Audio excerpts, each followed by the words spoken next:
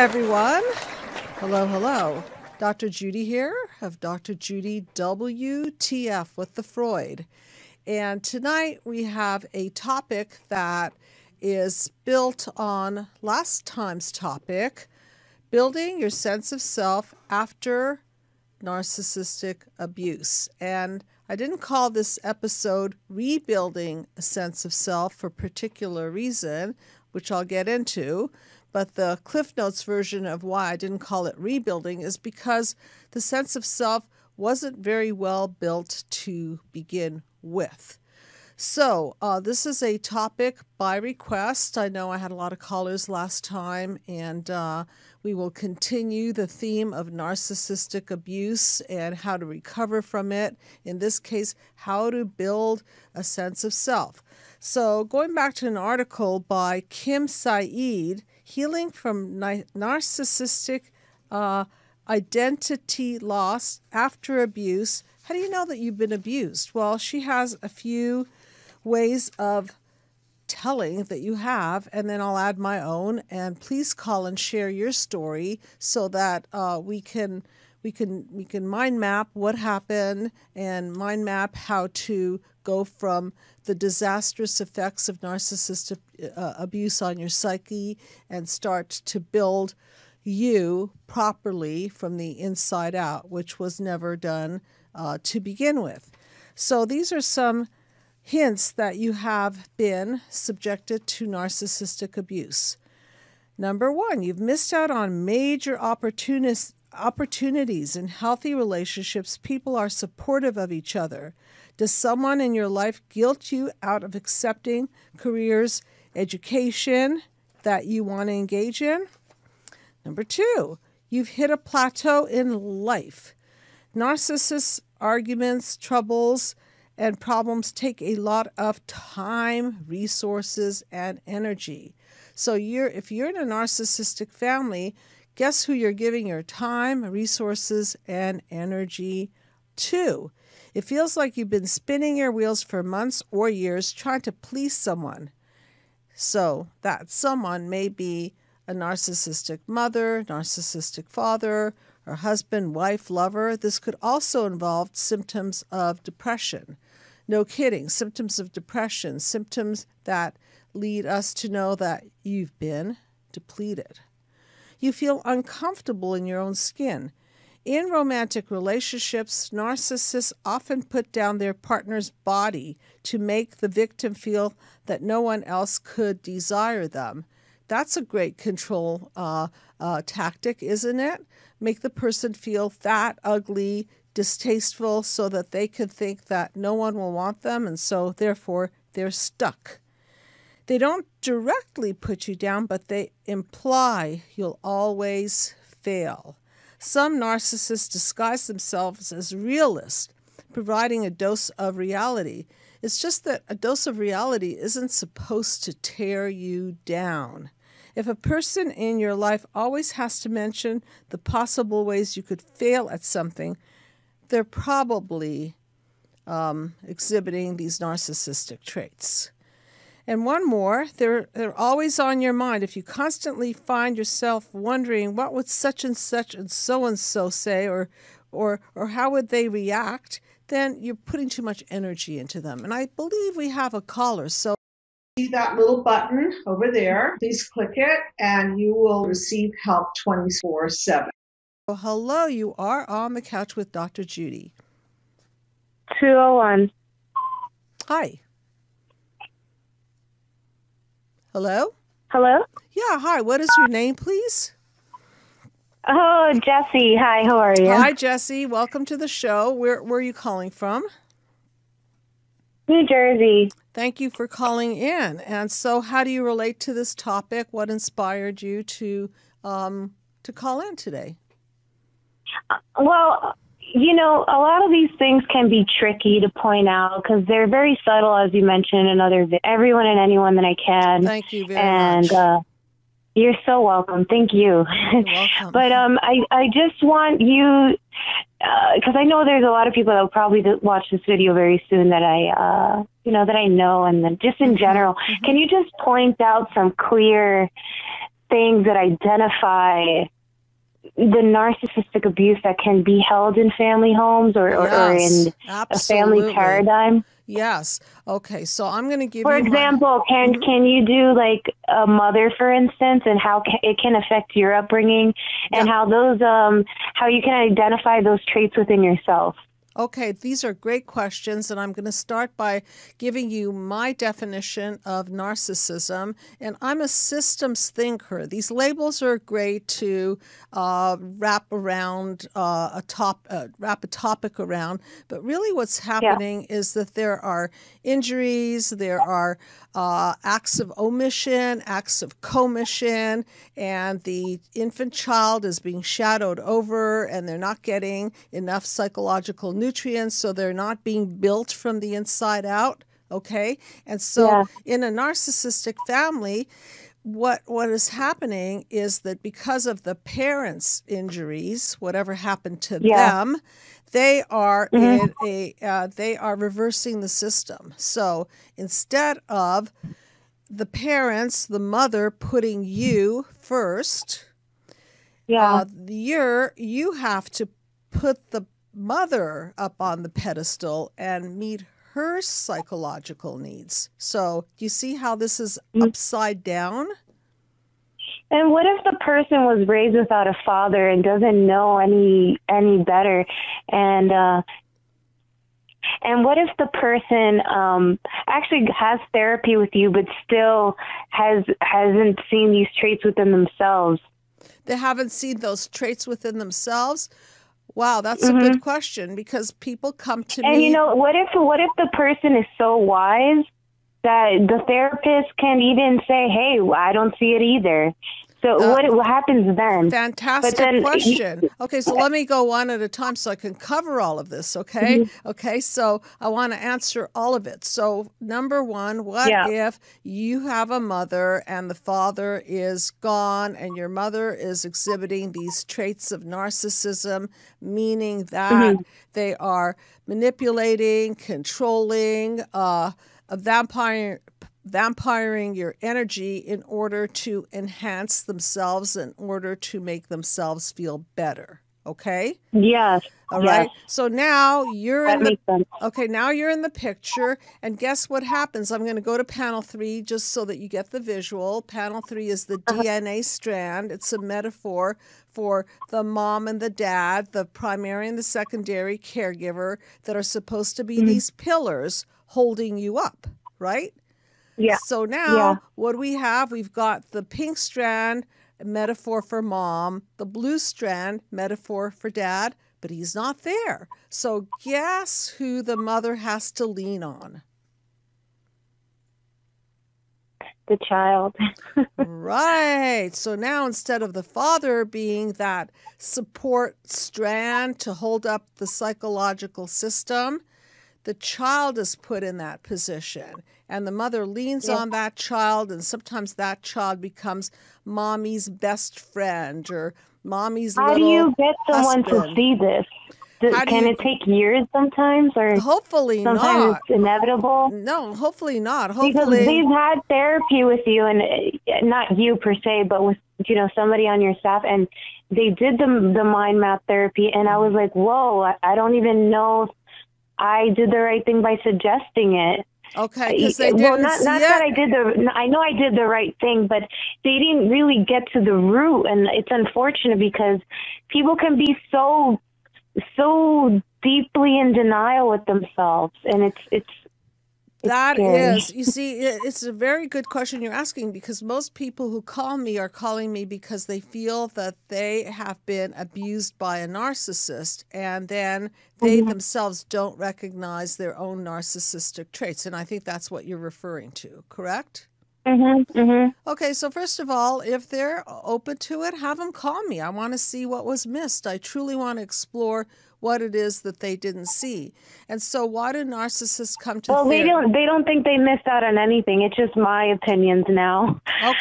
Okay, so we don't know enough, right? We don't know. Yeah. What often happens is that, and so, depends on, this is an interesting thing that I observe. When people have a lot of for lack of a better term, narcissistic supply, if they've got a lot of fame, if they have a lot of money, if they have great looks, if they have, big house, yacht, and and a bag of chips, right? It's going to be very, very hard to penetrate the narcissistic system because they can just blow you off and say, I'm out of here. I'm going on vacation. I'm going to. Amen. That's exactly it. Right. I'm going to snort some more cocaine. I'm going to get my, 2020 Ferrari right now. Sorry, can't talk about it now. So what happens is that you just have to wait it out. And over time, they will get older and they will start breaking down. And because they won't be able to really sustain healthy relationships, so they may go through a lot of partners, or the partner that they are with either will get healthier and dump them, or the partner that they are with are going to get so depleted that they're going to get sick and they won't be able to perform properly. Okay? Then what are they going to do? Gotcha. All right, but this is a very good point. So let's go to, I was going to jump into this part of the topic, building a sense of self. What about building a false sense of self? It's such a good false sense of self that even the therapist can't see that it's a false sense of self. And so what do they do in therapy? They blame others. They point fingers at others. They complain about the other, but they never really manage to self-reflect or or be brutally honest with themselves, because that takes a lot of courage. Correct. Okay. So it is possible. It's just that you have to listen very carefully and see if the person exhibits signs of ability to self-reflect and self-correct, whether they have any sense of remorse for pain that they cause other people, what's their level of empathy. Okay, you've got to look for all of this, and sometimes a therapist just can't challenge the system. I have tried with certain patients, and sometimes these patients come in as couples, and one just wants to finger point at the other, and it's really, really hard, because if I do start challenging the system, they're out of there. They will drop the therapist like a heartbeat, because they don't. They don't have the capacity. See, for them, self-reflection isn't what you think self-reflection is. Self-reflection to them is looking into those ugly, critical eyes of the parent. And that's what the therapist becomes, is this ugly, critical eye that's going to make them look in the mirror and shame them and guilt them. Of course, that's called projection onto the therapist, right? And a smart therapist will see that. But somebody that may not pick that up might just not know what's going on and miss this piece of the work. Makes sense to you? Yeah. Okay. I almost feel like having sessions with the therapist seesaw just to give balance to things. I wish we were able to do a couples therapy maybe in the future, but right now we're kind of like at a ground zero, and he doesn't want any communication with me. He's kind of just cut me off cold. Yeah. And so I kind of just have to wait it out, I guess, if I ever want something out of it. Okay, wait it out, and of course, don't wait too long, because this is the toxic tie. Okay, I want to get into this toxic tie business, because once you've given your heart to somebody, it's really very difficult to unwind that feeling, isn't it? Absolutely. Right? It hurts. It's very painful, especially when you think they're the person you were going to marry and spend the rest of your life with. So what do you think is a healthy time frame? A healthy time frame? I don't think it's a time frame. I think it's a work frame. If they're working on themselves and they're showing signs that they are. Okay. They're not showing signs yet, but they're definitely working on themselves in some way, in some aspects. Okay. How long do you want to wait? I don't know. Mm-hmm. How long? Because it really hurts. I can imagine. Okay, so look, it's usually what I call the unfair, unbalanced deal. Okay? Yeah. The unfair, unbalanced deal, meaning that you're in it, but they're not quite in it. They're on the sidelines. They may be acting as if they're in it. They may be love bombing you and showing you signs that they love you, and they may even be saying the right words and then withdrawing the behavior. So they may say to you, yes, I want to go in the direction of this and that, but then they never really do.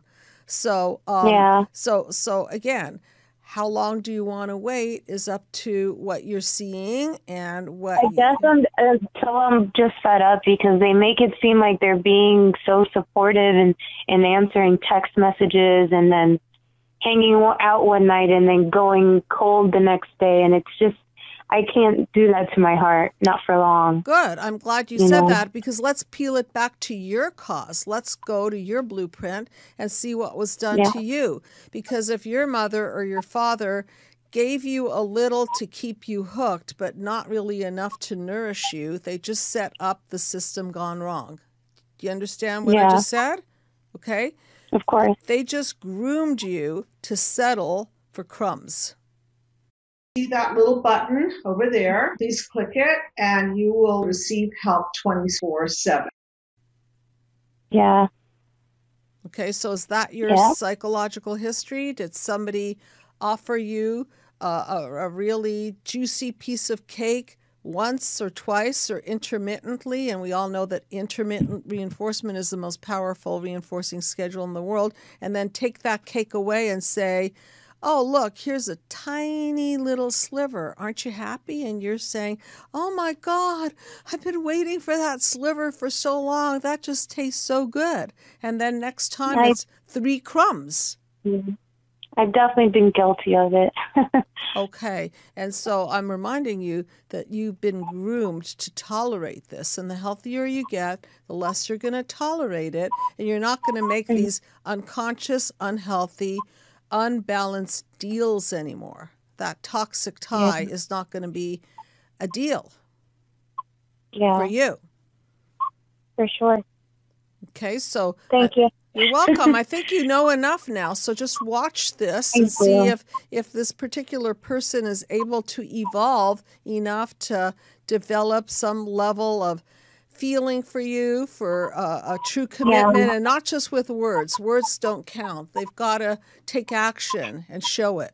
Now, what's your advice on, unfortunately, I'm not a therapist myself, but I have enough knowledge to be able to point these things out, because I've been researching psychology and all these kinds of terms and, things of psychosis and everything like that. So, what do you do? How do you fix things when you've pointed things out in a manner that wasn't necessarily maybe healthy or helpful? Wait, how do you fix things when you've confronted this person? Yeah, when I confronted the situation, like, hey, you're being like this and you're acting like XYZ. And how do you fix that? You don't use the you word anymore. You just say, I feel. When you say this, it makes me feel really unspecial. Okay? It makes me feel very unacknowledged. And see what they say. Yeah. And if they excuse it like, oh, come on, you're so sensitive, you're just too much, then you know that you're dealing with an unempathic person. And if they say, really? I didn't know I was having that. But they claim they're not non-empathic. Right. But, well, they are, because that's how it feels, at least. So that's what. Yeah. Right. Look to see how they defend. That'll tell you a lot. I'll definitely look to see how they behave. Okay. That will tell you the most how they behave, not what they say.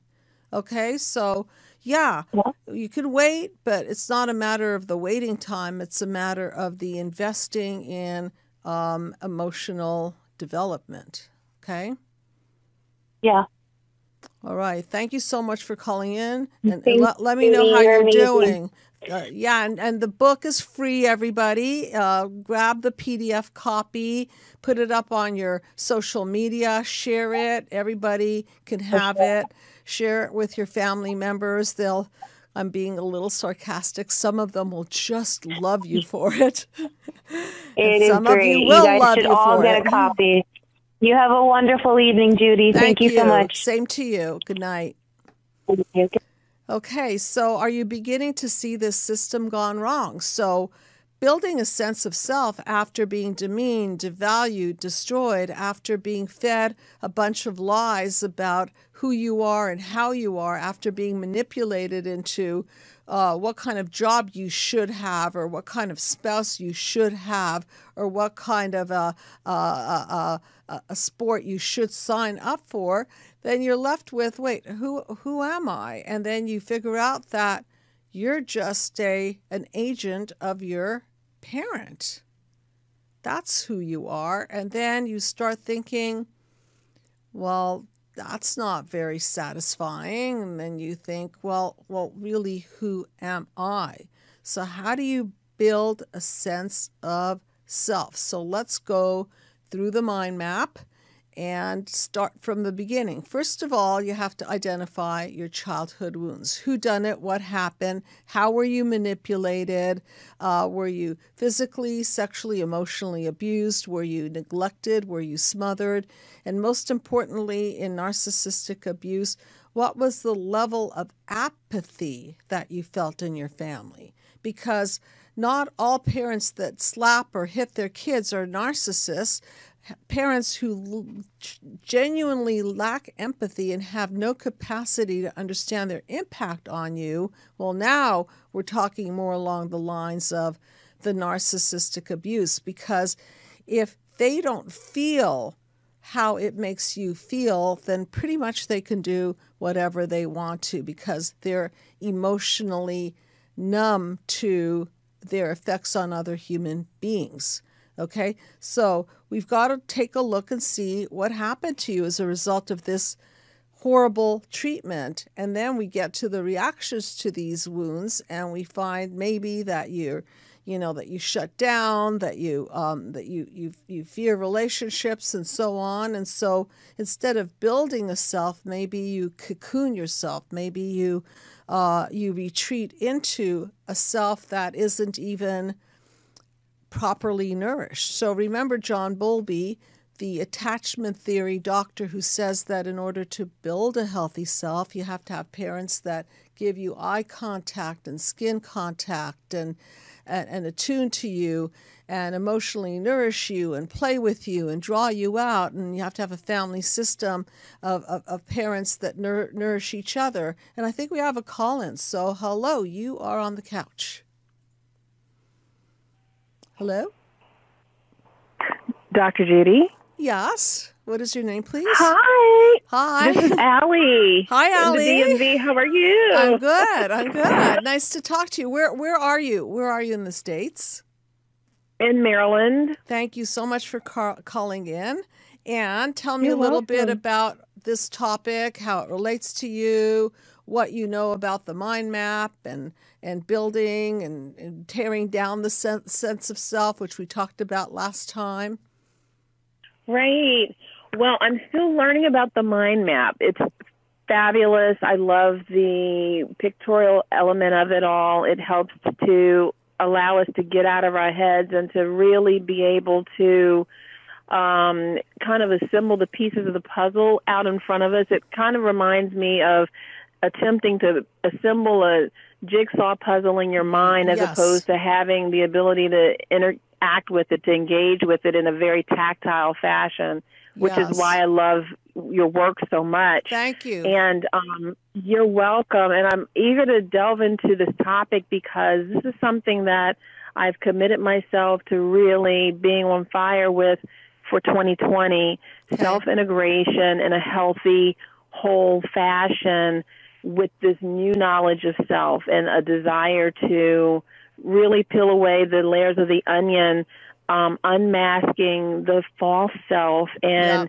really allowing more of my true self to come forward. It never was gone. It's just that it's been covered up, and kind of showing the shadows where you're looking at the the cause, and you're looking at the effects of these wounds on you, and no longer taking it as this is how and who I am, more like this is what needs to be removed and processed so that I can breathe and that I can grow and that I can start to create myself. And this is what narcissistically injured people don't feel that they can do, because they've been so downtrodden, they've been so demeaned and devalued and destroyed. They're hiding behind the clouds. So step number one, if you want to build a true sense of self, pretty logical. If somebody's vampiring you, using your energy, well, set the boundary. Either very, very tight, or just get rid of them completely, whatever you need to do. Okay. That's difficult, and there's pushback with that. However, I love how the option of going low contact as opposed to no contact is available. Yes. There is a cost for that, because when boundaries start to get enforced, the persons who have been accustomed to the metronome being set at a certain pace are uncomfortable with it. You know, they're like, what are you doing? This isn't how we've danced this dance before. This isn't the tempo. What are you doing? It changes the dynamic, and it creates a shakeout, or a shake up, and there's fallout. Yeah, you're on it. That's exactly what happens. Who wants to change the system? Remember when the walls came down and communism started becoming capitalism, and people just didn't know what to do, and there was a lot of chaos during that time. So, when you challenge the system and you push back. So let's go to your point of no contact versus contact, which is a question I get asked all the time. And most I was saying low contact, low, not no for me. But yes, no. I would love to do no, but I'm not in a position to do that. Okay, so most people don't do the no. Some people do because their circumstances are so dire that they just can't. They just can't. Right. And it's a personal choice. So how does that relate to building a sense of self? If you've been violated so horrifically by a parent, a caregiver, then you may have to go no contact. And once you go no contact, you have to then allow yourself to be around the kind of people that will mirror and attune to you, that will support you, that will allow you to start growing. In most cases, it's tough. I have a lot of people who say, well, my mother is smothering me, or my father is telling me that if I don't go into his family business, he's going to disown me. Well, I don't know. This is such a difficult thing for people. Usually I advise that they go real low contact. And the other thing that I advise people to do is don't call in a lot of emotional topics, so that when you do get together with your mom and your dad, you could just say, oh, that's a great salad we're eating. By the way, how did you like the new TV series? So you talk language that's out there. It's object content rather than personal. Like, you really hurt my feelings. Well, that's not going to do you good, because remember the episode I did called "The Hurter Can't Be the Healer." So if you're asking your parents to be psychologically enlightened and be empathic suddenly, it's not going to happen. See that little button over there. Please click it, and you will receive help 24/7. Even if they commit themselves and pledge that they want to, I don't think they have the bandwidth nor the personal insight-oriented capacity to hold space for that level of conversation, because it would require various elements of awareness. You were mentioning how there would have to be, you didn't quite say this, but a buy-in that something happened. There would have to be a buy-in to the fact that the system has basically gone wrong. For and that them I too. think it's too confronting. It's true. And a lot of times my patients will say, well, how come my parents are so stuck? And I tell them that, look, what you're asking your parents to do is open up a can of worms, psychological can of worms that may be even worse than the can of worms that you had to deal with, and they don't want to go there. And so their hardened heart, their hardened boundaries, their inability or unwillingness or fear of getting intimate about it, it's too threatening to them. So they just rather project. They would rather deny. They would rather, just sweep it under the rug. Right? Okay. So is there? Sure. Yeah. Go ahead. Sure. Is there an opportunity? Do you think there's an opportunity then to see this through a compassionate lens, as opposed to feeling wronged and wounded? I'm wondering, acknowledge that these things have occurred. It was not in my highest and best good. Right.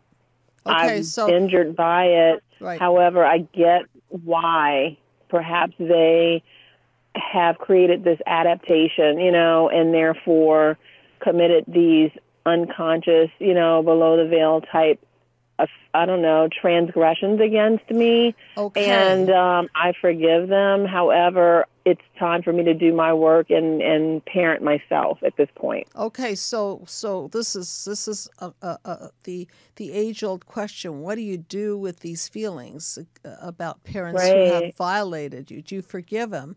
And we have to understand that ambivalence is a very, very difficult thing to negotiate, because the person that you love very much and have compassion for, you may also hate very much. You may also feel betrayed. So I think the healthy thing to do is to give a whole range to your emotions and acknowledge that, yes, you can be more, you can allow yourself to be the compassionate person and identify with their being wounded as well. You also get the right to be really, really angry, and you also have the right to be very indignant. You also have the right not to talk to them. You also have the right to say forgiveness is earned. You also have the right to forgive yourself because you didn't know any better.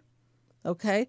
So as long as the feelings are authentic, okay, and you don't just sugarcoat and say, oh, I'm going to forgive these people, and then push down your feelings of betrayal and push down your feelings of anger and push down the hurt, okay, because then what happens is, back to panel number 5. Then we're carrying it and carrying it and carrying it in the fiber of our being, and then boom, panel 6, we either explode or we implode, neither of which are very healthy. Wow. Okay. And so what about when there has been this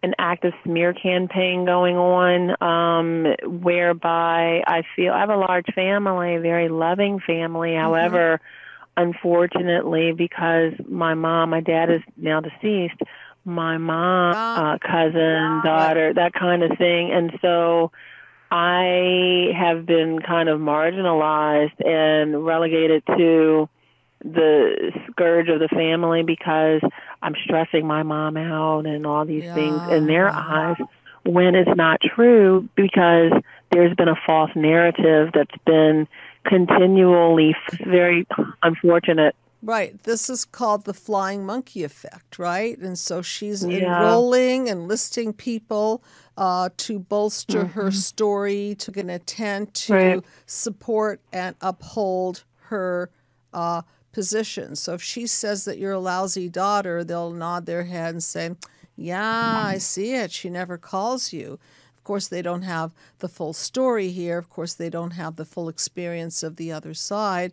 It's just that's what happens. The person that's going to be put on the pedestal and idealized, and he or she is going to be the one that will be believed. So what do you do with that? I suppose if you have some people that you know that you can talk to who are rational and reasonable, you continue your relationship with them. And if they're completely under the spell of your mother's story, then unfortunately they're going to have to be part of the fallout material, because all they're going to do is reinforce the demeaning and the devaluing, and they're going to be like little mini moms, so to speak, parroting what she has to say. Minions, right, little minions. And it's very unfortunate because I feel like I can't get ahead of it. It feels like a snowball that has been rolling for so long. It's like a 4-story size snowball, and if I don't get from in front of it, I'm going to get creamed, and it's very painful. And by the time I do finally speak to a family member, there's so much, it's almost like there's this escrow of hurt, pain, frustration, annoyance, and feelings of being made wrong. By the time I do speak with them, I am in the state of high pissosity. I am in a state of agitation. And so therefore it's almost like striking a match to, I don't know, some type of cotton fibers. It just goes up in flames. It combusts quickly. So you're reminding me of the story of Sisyphus. Remember that Greek mythology story where Sisyphus is trying to push the rock up the hill, and he does 2 steps forward, and then this heavy rock pushes him back, and he never gets anywhere, and forever he's doing this whole trying to push it up the hill business. Well, that's like your family. You're trying to push your family up the hill, hopefully making them see your side, and hopefully making them understand that you are a nice person, you are a good person. So being a martial artist, kind of embarrassed that I haven't done it for so long, but one of the things that I learned, one of the things I learned in Taekwondo is the best place to be in a fight is not there. Okay? Not there. I love that line. Thank you, Master Chung. Just don't be there. Okay? So if the rock is rolling on you, well then move out of the way. Just move out of the way. Wow. And let that rock smash and crash into the mountain over there or something, or fall in the ditch. I don't know what it's going to do. Okay? So the more you play into their game, the more you're giving that rock validity, power, energy, presence. Get it? Okay, so going back to building building a sense of self means getting out of the way of destructive forces. Because think about Lego. How are you going to build a Lego tower if you've got a kid throwing apples at it? It's always going to be knocked down. So just get out of the pathway of people who knock you down. How about that for a novel concept? It is novel. Those are my words exactly. I was going to interject, but I didn't want to break your train of thought. But yeah, it seems so counterintuitive because I think there's such I don't know, like this magnetic attraction to engagement, and maybe that's part of the enmeshment where the family system gone wrong. Right. That is the Freud is that we, the people on the other end, we want to fix it. We want to confront it. We want to break through it. We want to do something to it. Well, why do we need to do something to it? Why don't we just let it roll by? And why don't we concentrate on building a sense of self through recoding the badly encoded material? By recoding, I mean you've got to choose wisely. You have to choose the people that you surround yourself with. You have to choose to do things in your life that are going to evolve you, not devolve you, meaning eat the right kind of foods, do the right kind of exercise, choose the right kind of friendships, set the right kind of boundaries, invest in the right types of activities and thoughts and everything. It's the recoding. That's how you build, right? Because unfortunately, what people who have narcissistically inclined parents were encoded with, they were encoded with low self-esteem. I'm not worthy. I'm not good enough. I'm a failure. I'm only as good as I can please. And this just goes on and on and on. And so you could fight it and say, no, I'm not. I'm better than that. Or you could just say, well, see that little button over there. Please click it and you will receive help 24/7. I'm fighting a losing battle. Why am I arguing with you? And just walk away and start building. I love that. Again, counterintuitive, however, incredibly powerful. As you're talking, I'm envisioning, you mentioned you're a martial artist, and Taekwondo was your discipline. And I remember I used to date someone who owned a martial arts studio. And so they were my sifu for a period of time. And I'll never forget when we were sparring, there is, and I don't know the terminology because I haven't technically studied the form, but I choose to go back into the studio to do that. Okay. One of these days coming up soon. Okay. But you allow the person's energy to, you don't confront it, it's almost, right. You know what I'm talking about? Yeah, like when someone goes to strike, let's just say, you allow, I don't know if it's entropy, but basically you allow that momentum of the energy to go forward. You don't break it, but you literally allow that energy to be almost used against them. That's not that you're even fighting. You step out of the way, but you allow. Do you understand what I'm saying? Yeah, no, that's called Hapkido. I believe that's the term, Hapkido. And do we have another caller on the line? Okay, thank you. I'll just make another couple of points.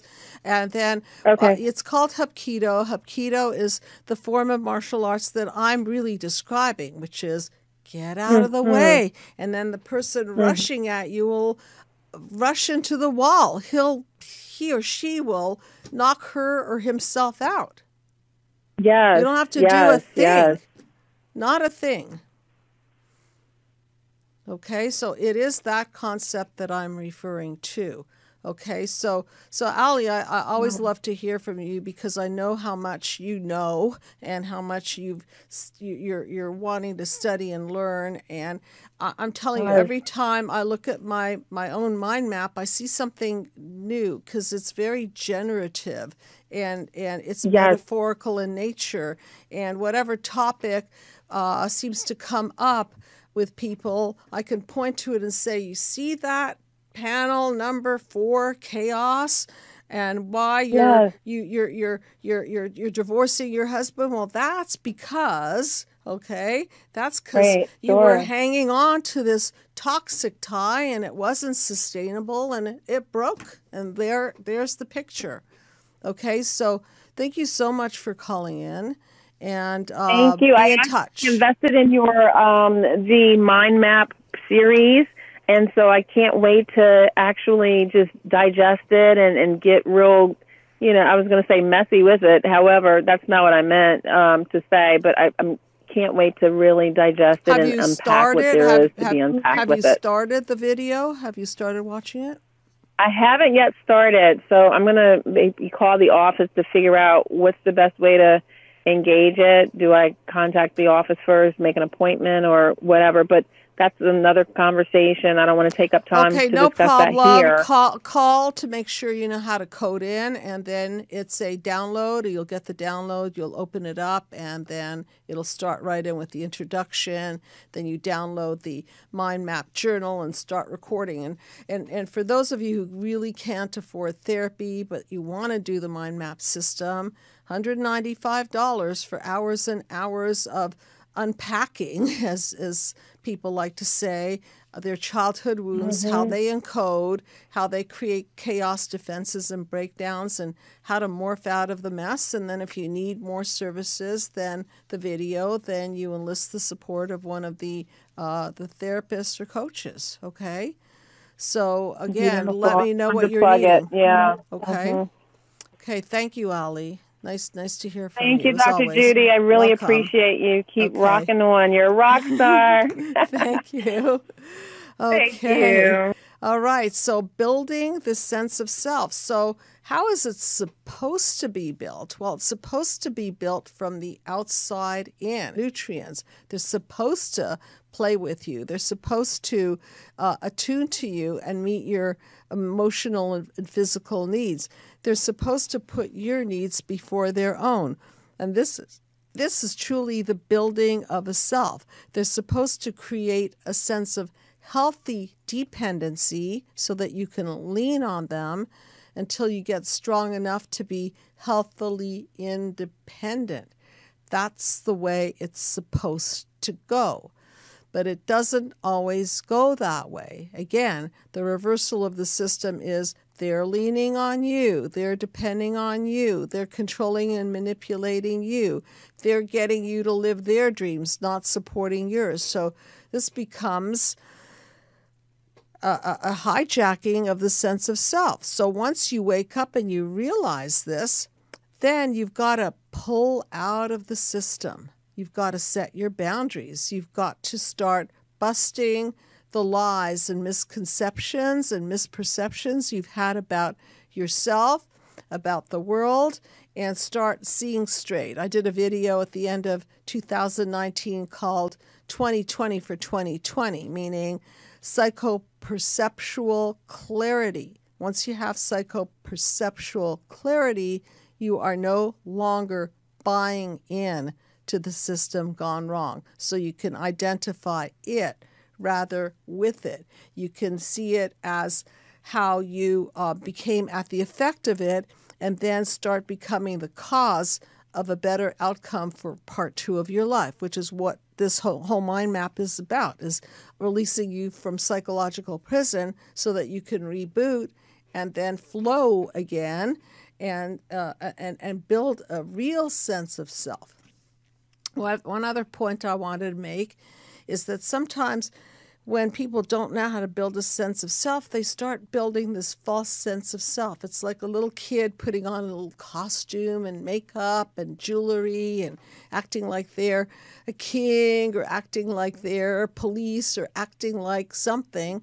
And so this false self from an adult point of view would be the self that's built from aggrandizing through objectification of life. So better house, better car, better this, better that. All of those things are great. I like all those things too. An accentuation or an enjoyment for you, that becomes a problem. And then you rest all your laurels. It's the authentic sense of self, which is the vulnerable sense of self, which is the sense of self that's connected to your truth and your passion and what really moves you and resonates with you. That is not exercise. So it disappears, and then all that surface stuff is left. Okay? So, how to build a sense of self. Step number 1, identify your wounds. Step number 2, identify the encodings that got in there, the lies, the misperceptions. Step number 3, you have to put your defenses into a better position. Either take that fence and draw it a little bit closer to you so that people don't get in who are hurting you, and only let in the people that are going to enhance you. And then at the end, you've got to recode into health and build that sense of self. So if there are no more other calls, are there any other calls? Okay, anybody want to call in and ask a question? Please do so. Happy to answer questions.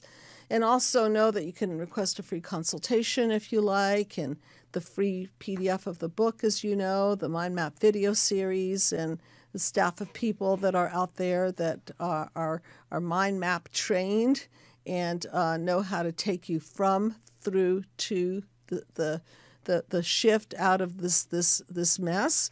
Okay, so I want to then focus on the fun part of the show, if there are no more callers, called Shrink That Tune.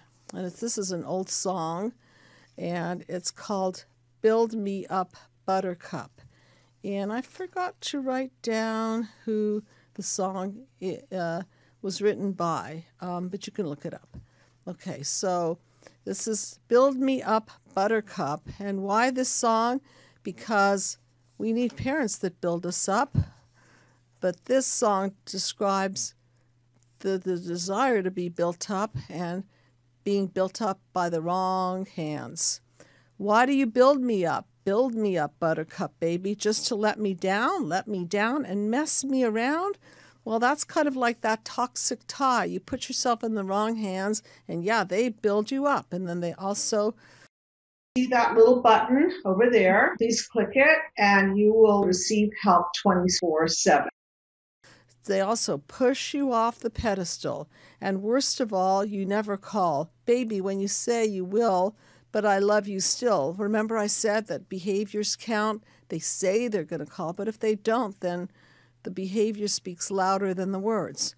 I need you more than anyone, darling. Well, it seems like a one-way street because this person needs the other person, but it seems like the other person doesn't need them too much at all. You know that I have from the start. So build me up, buttercup. Don't break my heart. And this is the position children are in because they are vulnerable. They need the parents to build a self. They need the parents to build them up. And so if the parents don't, if they kick them out for being a burden on them, well, they're not going to build that strong, healthy sense of self. I'll be over at 10. You told me time and time again, but you're late. I wait around, and then I went to the door. I can't take any more. So this person is doing the waiting game. Remember the first caller, Jesse. How long are you going to wait, Jesse and everyone else, for that person to come around? Because it's hard on the heart. I'll be beside the phone waiting for you. Well, that's nice. What's the other person doing while you're sitting there waiting? It's not a good deal. Why do you build me up just to let me down and mess me around? And worst of all, you never call when you say you will. But I love you still. So the other person doesn't have to work very hard, and all the feelings are the one-way street going right to them. You were my toy, but I could be the boy you adore. So they're recognizing that they've been an object for this person. They've just been toyed around with. Although you're untrue, I'm attracted to you all the more. Wow, that's a powerful line. Although you're a false self, I'm still attracted to you. Well, that's what they were groomed for, to be attracted to the false, to be attracted to the taker. And that's the Freud. Why do I need you so? A little time and I'll make you mine. So this person is trying to force that other person to love them, which we all know doesn't work. Why do you build me up? Just to let me down and mess me around. I need you more than anyone, darling. And the more the other person withdraws, the more the person seems to feel this pull and this toxic need and toxic tie. Never properly formed, and now you've got to take it in your own hands to keep away from people who tear you down and start recoding you yourself into health. Thank you so much, everyone, for tuning in. Good night, everybody.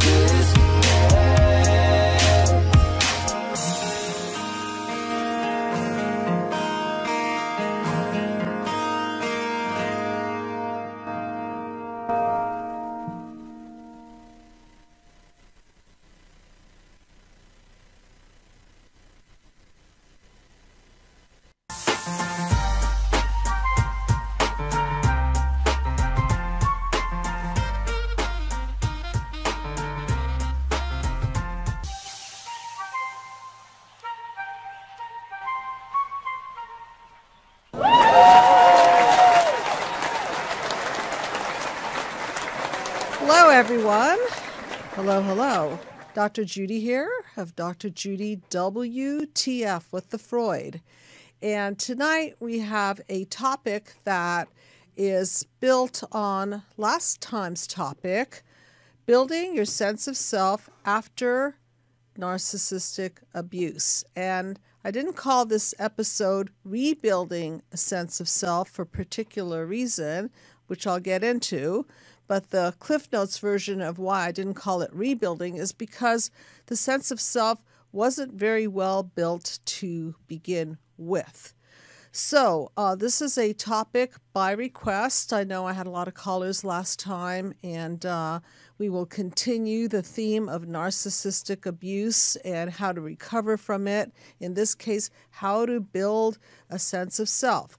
So going back to an article by Kim Saeed, well, she has a few ways of telling that you have, and then I'll add my own. And please call and share your story so that we can mind map what happened and mind map how to go from the disastrous effects of narcissistic abuse on your psyche and start to build you properly from the inside out, which was never done to begin with.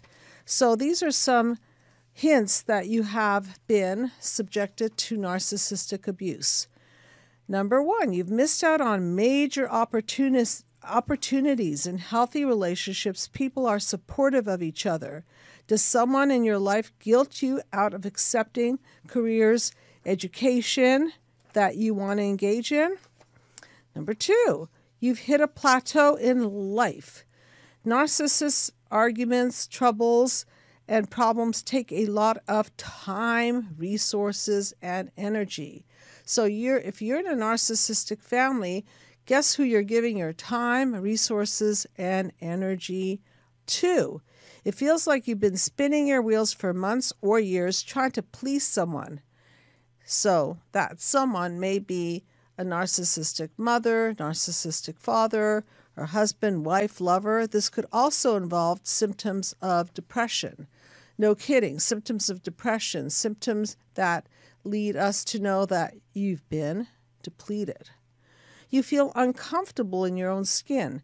In romantic relationships, narcissists often put down their partner's tactic, isn't it? Make the person feel fat, ugly, distasteful so that they could think that no one will want them, and so therefore they're stuck. They don't directly put you down, but they imply you'll always fail. Some narcissists disguise themselves as realists, providing a dose of reality. It's just that a dose of reality isn't supposed to tear you down. If a person in your life always has to mention the possible ways you could fail at something, they're probably exhibiting these narcissistic traits. And one more, they're always on your mind. If you constantly find yourself wondering what would such and so say, or how would they react, then you're putting too much energy into them. And I believe we have a caller. So hello, you are on the couch with Dr. Judy. 201. Hi. Hello? Hello? Yeah, hi. What is your name, please? Oh, Jesse. Hi, how are you? Hi, Jesse. Welcome to the show. Where are you calling from? New Jersey. Thank you for calling in. And so how do you relate to this topic? What inspired you to call in today? Well, you know, a lot of these things can be tricky to point out because they're very subtle, as you mentioned in other videos. Mm-hmm. And I know a lot of people that watch your show now, thanks to you. You know, I've discovered your book. I pass it along to everyone and anyone that I can. Thank you very much. You're so welcome. Thank you. You're welcome. But I just want you, because I know there's a lot of people that will probably watch this video very soon that I know, and then just in general, can you just point out some clear things that identify the narcissistic abuse that can be held in family homes or Yes, in a absolutely. family paradigm? Yes. Okay. So I'm going to give For you example, can you do like a mother, for instance, and how it can affect your upbringing, and how those how you can identify those traits within yourself?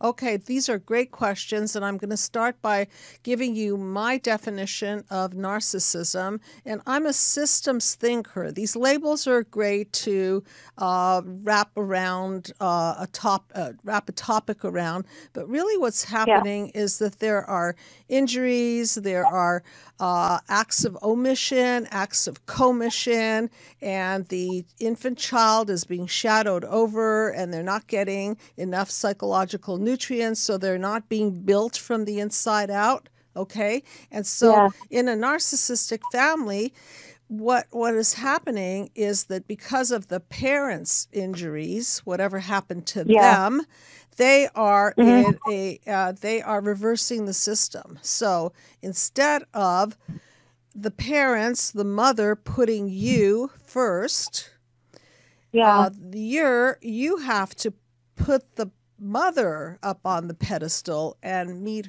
her psychological needs. So do you see how this is upside down? And what if the person was raised without a father and doesn't know any better? And what if the person actually has therapy with you, but still has people come to me? And you know, what if the person is so wise that the therapist can even say, "Hey, I don't see it either." So what happens then? Fantastic question. Okay, so let me go one at a time so I can cover all of this, okay? Okay, so I want to answer all of it. So number one, what if you have a mother and the father is being controlling, vampiring your energy in order to enhance themselves, in order to make themselves feel better? Okay? Yes. All right. So now you're now you're in the picture, and guess what happens? I'm going to go to panel 3 just so that you get the visual. Panel 3 is the DNA strand. It's a metaphor for the mom and the dad, the primary and the secondary caregiver that are supposed to be these pillars holding you up, right? Yeah. So now what do we have? We've got the pink strand, metaphor for mom, the blue strand, metaphor for dad, but he's not there. So guess who the mother has to lean on? The child. Right. So now instead of the father being that support strand to hold up the psychological system, the child is put in that position, and the mother leans on that child, and sometimes hopefully sometimes it's inevitable. No, hopefully not. Hopefully, because we've had therapy with you, and not you per se, but with somebody on your staff, and they did the mind map therapy, and I was like, whoa, but they didn't really get to the root, and it's unfortunate because people can be so deeply in denial with themselves, and it's that scary. you see, it's a very good question you're asking, because most people who call me are calling me because they feel traits, and I think that's what you're referring to, correct? Okay, so first of all, if they're open to it, have them call.